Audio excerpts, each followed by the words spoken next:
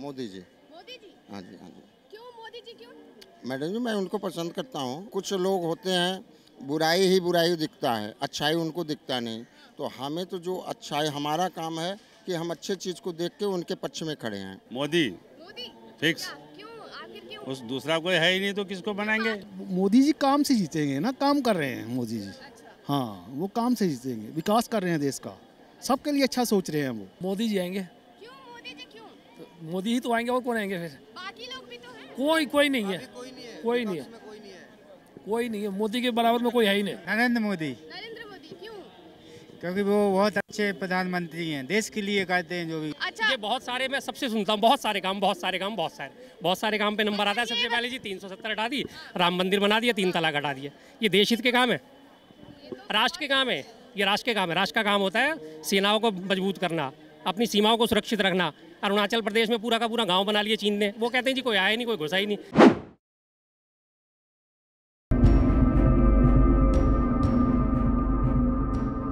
नमस्कार, मैं हूं आपके साथ सोनम मिश्रा और आप देख रहे हैं द न्यूज़ 15। जैसे जैसे लोकसभा चुनाव नजदीक आ रहा है, वैसे वैसे सत्ता पक्ष और विपक्ष दोनों ही एकजुट होते नजर आ रहे हैं।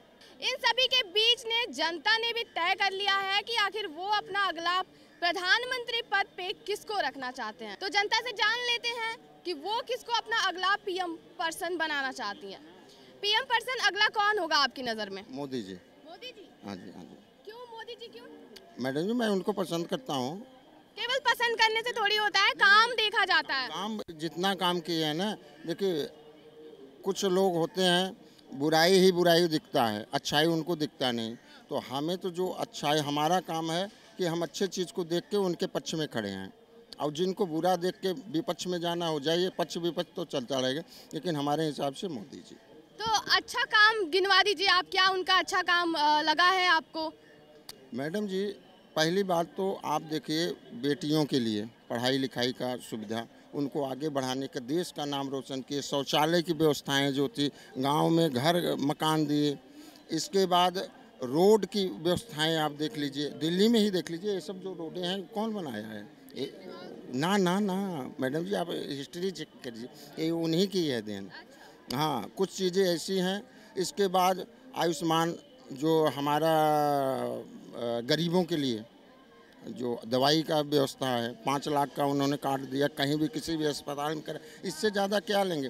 पढ़ाई लिखाई की सुविधाएँ, गांव में बढ़िया बिजली व्यवस्था दे रहे हैं, जहां नहीं पहुंची तो वहां पहुंचा दिए हैं। और वहां हर चीज़ की सुविधा, सबसे बड़ी सुरक्षा जहां जहां इनका सरकार है। हम तो उत्तर प्रदेश से आते हैं, बनारस से, तो वहाँ पे आप जिसको दिक्कत दिखता है ना, बनारस जाके देख लें। आज के 8-9 साल पीछे क्या हाल था उत्तर प्रदेश का, आज क्या हाल है। अगर इतना ही उनका काम अच्छा होता तो विपक्षी पार्टियां इतने आरोप क्यों लगाते उन पे? विपक्षियों का काम है, घर में 4 आदमी रहते हैं, वो संतुष्ट नहीं है। एक बाप के 4 बेटे, 2 बेटे हैं, वो आपस में अलग हो जाते हैं। मोदी फिक्स। क्यों? आखिर क्यों? उस दूसरा कोई है ही नहीं तो किसको बनाएंगे। बाकी पार्टियां भी तो हैं जो कोई पार्टी नहीं है। मेहनत कर रही हैं। नहीं, हिंदुस्तान को 70 साल पीछे करने में उन लोगों का ही आता है। उसको कैसे वोट देंगे अभी? आज 10 साल में कितना, 9 साल में कितना आगे बढ़ गया? 100 गुना आगे बढ़ गया हिंदुस्तान। तो इतने आरोप भी तो लग रहे हैं कि महंगाई आ गई, बेरोजगारी आ गई। सब विपक्ष वालों की चाल है।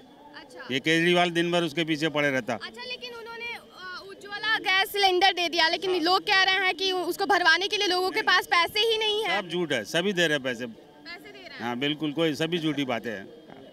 राहुल गांधी की सदस्यता रद्द हो गई, इस पे कहा जा रहा है कि मोदी जी की साजिश हो सकती है। देंगे मोदी को तो उसको अंदर करना ही है ना। लेकिन वो तो कह रहे हैं कि पोल ना खुल जाए अडानी के मामले में, इसलिए उन्होंने अडानी ने कुछ नहीं किया। ये तो विदेशों की चाल है अडानी को बदनाम करने की, भारत को पीछे लाने की। अडानी ने क्या किया? कुछ भी नहीं किया। ये कहा जा रहा है कि जो छोटे उद्योगपति हैं वो नीचे दब रहे हैं और जो बड़े उद्योगपति हैं उनका बढ़ावा हो रहा है। नहीं, ऐसी कोई बात नहीं है। पूरा आपने तय कर लिया मोदी को ही लाना। ये मोदी को ही लाना है। विपक्षी पार्टियां इतना मेहनत कर रही हैं, एकजुट हो गई हैं बीजेपी को हराने के लिए, इसको किस तरह से देखते हैं आप? मोदी जी काम से जीतेंगे ना, काम कर रहे हैं मोदी जी। अच्छा। हाँ, वो काम से जीतेंगे, विकास कर रहे हैं देश का, सबके लिए अच्छा सोच रहे हैं वो। मोदी जी आएंगे। क्यों मोदी जी क्यों? तो मोदी ही तो आएंगे, और कौन आएंगे फिर? बाकी लोग भी तो हैं। कोई नहीं है, कोई नहीं है, कोई नहीं है। मोदी के बराबर में कोई है ही नहीं। राहुल गांधी की सदस्यता रद्द कर दी गई है कांग्रेस की तरफ से, लेकिन ये भी कहा जा रहा है कि प्रियंका गांधी एक महिला उम्मीदवार है जो पीएम मोदी को टक्कर दे सकती हैं। तो कौन रोक रखा है, आए लेकिन आएंगे नहीं वो। अच्छा, अरविंद केजरीवाल भी कह रहे थे कि हमको भगवान ने नोटिस दे दिया है कि मैं पीएम बन सकता हूँ। बनेगा नहीं, वो कहाँ बनेगा। पहले 2 राज्य में तो उसकी सरकार चल रही है, अब कैसे बन जाएंगे, नहीं बन सकते हैं। लेकिन फिर आरोप क्यों लग रहा है मोदी पे? महंगाई आ गई, बेरोजगारी आ गई। देखो जी, महंगाई कुछ नहीं है, तनख्वाह भी तो लोग के बढ़े हैं, दिहाड़ी भी बढ़े लोगों की। जब से आई है सरकार और नहीं थी तभी महंगाई थी और अभी महंगाई है, तो महंगाई कम कब थी? और जो बात है कि महंगाई कम नहीं हो रही, तो महंगाई कम कैसे होगी? दिन प्रतिदिन जनसंख्या हमारी वृद्धि हो रही है, ये कहाँ से लाएगी सरकार? अपने घर से तो देगी नहीं, हमसे ही लेके हमको ही देगी।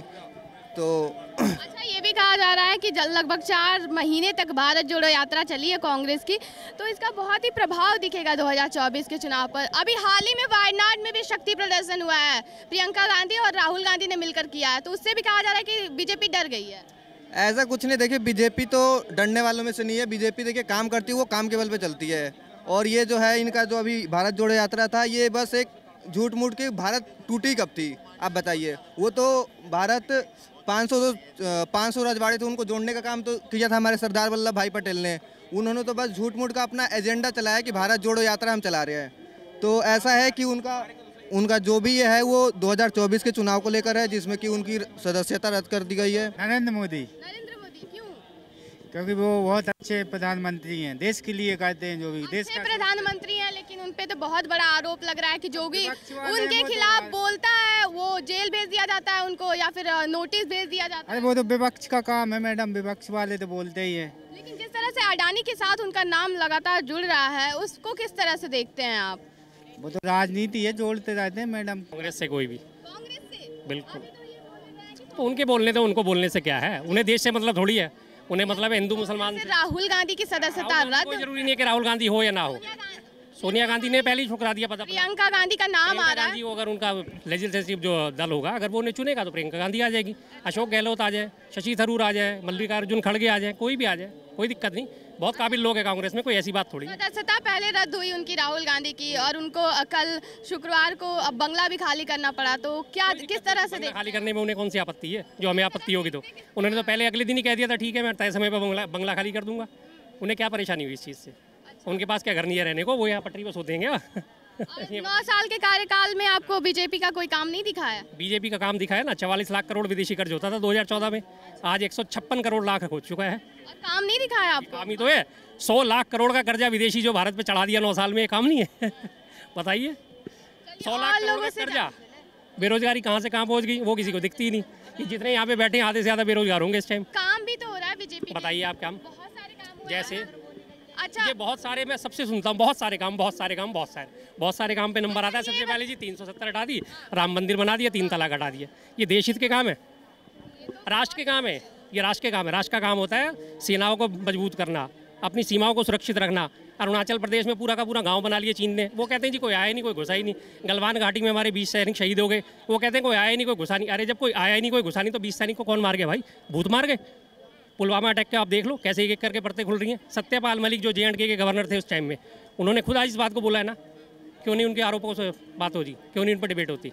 जब उन्होंने बोला कि इनको एयरलिफ्ट कराने के लिए हमने बोला था, प्रपोजल दिया था कि एयरलिफ्ट कराओ इनको, खतरा है, IB का इनपुट था, सब कुछ था, उसके बावजूद भी एयरलिफ्ट नहीं कराया गया 40 शहीदों को, क्यों नहीं कराया गया? अच्छा, लेकिन सारे विपक्षी पार्टियां एकजुट हो गए हैं कि बीजेपी को हराना है, तो क्या आपको किस तरह देखते हैं, सही है या गलत है? ये उसमें क्या बात है? अगर कोई गलत कर रहा है और उसके खिलाफ अगर 4 लोग खड़े हो रहे हैं तो उसमें क्या बुराई है?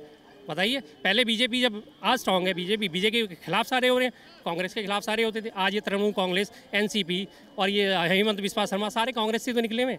जब कांग्रेस मौजूद थी, कांग्रेस को कमजोर करने के लिए दूसरी पार्टियों में चले गए। ज्योतिरादित्य सिंधिया कांग्रेस छोड़ के चला गया, क्या दिक्कत है इसमें? ये तो खड़े होते हैं। अच्छा, केजरीवाल, हमारी इसमें कोई औकात नहीं, चले गए।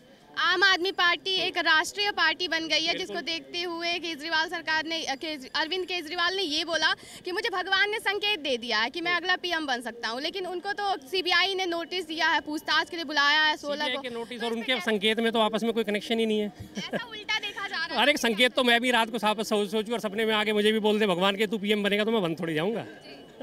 संकेत अलग चीज़ है, CBI नोटिस दोनों अलग चीज़ है।